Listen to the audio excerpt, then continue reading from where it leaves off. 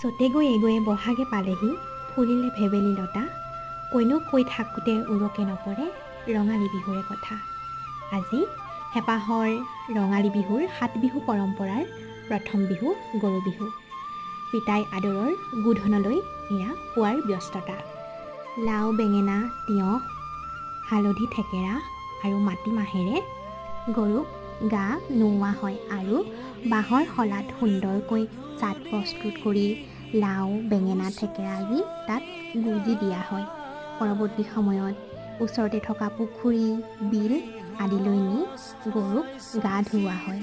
এয়াই হৈছে আমাৰ হেঁপাহৰ গৰু বিহুৰ পৰম্পৰা।